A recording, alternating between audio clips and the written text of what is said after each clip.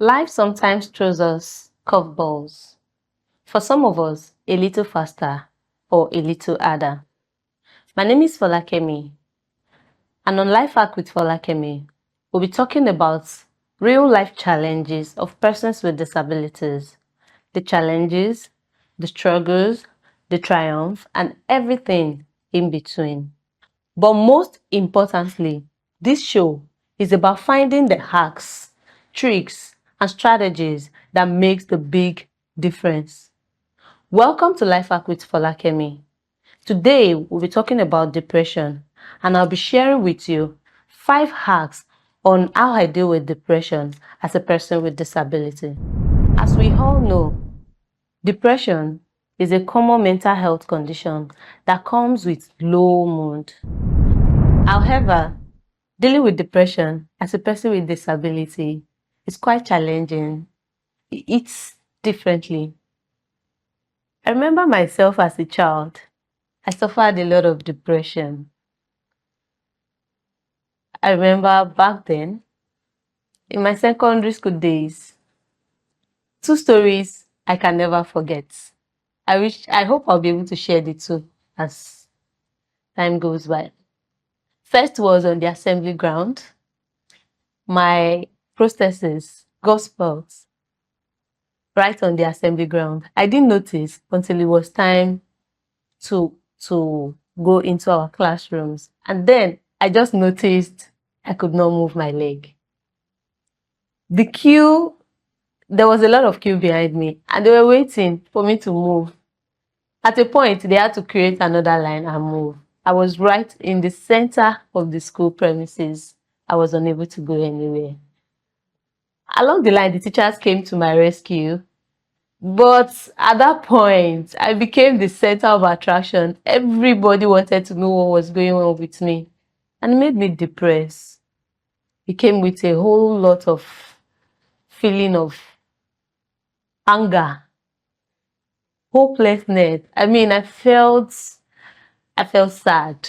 It was a lot for me back then. Another story was during some activities, still secondary school days, the sport activities, the end of the year party sessions. I wanted to do the Igbo cultural dance and all that. And they were selecting and the teacher left me out. I felt bad. I really, really felt bad.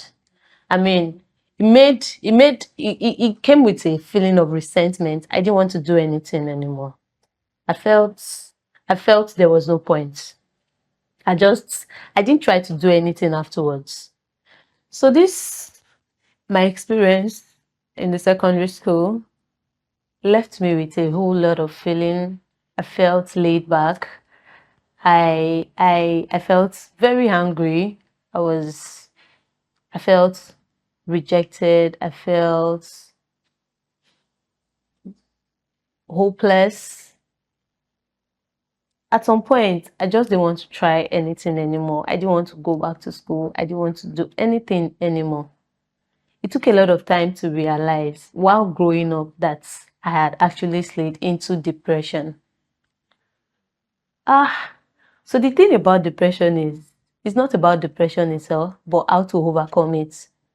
And then I realized that the first step to overcoming depression as a person with disability is acceptance. Accepting your disability as your uniqueness and your strengths makes it easy. That alone made it easy for me to move on. I'll tell you a story to it. I remember again while I was walking along Ikeja Road, and then the foot of my prosthesis pulled off in the middle of the road while I was walking. Relating back to when I was in secondary school, I should have felt back. I should have felt laid back and be waiting for mommy or daddy to come and help me. But what I did then, sometimes I still remember and I laugh. I picked up the artificial prosthesis and I moved. And everybody was looking at me and I was like, what? I was able to get to the bus stop and navigate. all by myself without feeling bad, without any form of emotions attached to it.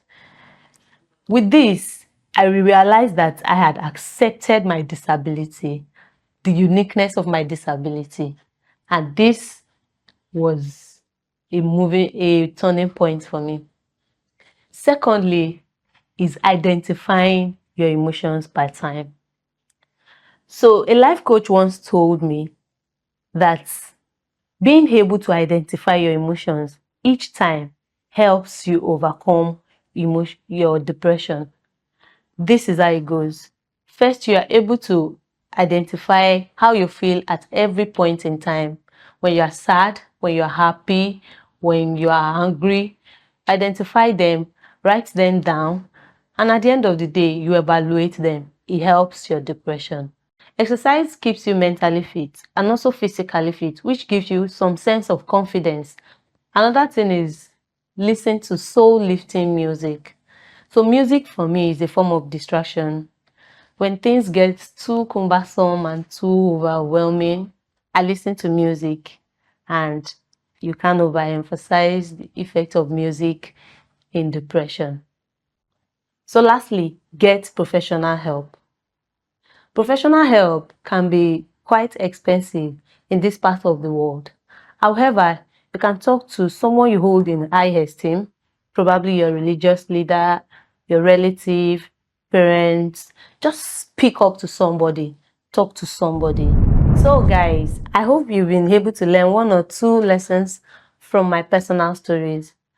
If you can choose to share yours in the comment section. Don't forget to subscribe, like, and share. Also, this show is brought to you courtesy XFP Productions, an organization that showcases the talents of persons with disabilities while also providing them jobs. So guys, see you in the next episode, but I leave you with this word. Whenever you identify any form of depression, any sign of depression in you, please speak up. Don't forget.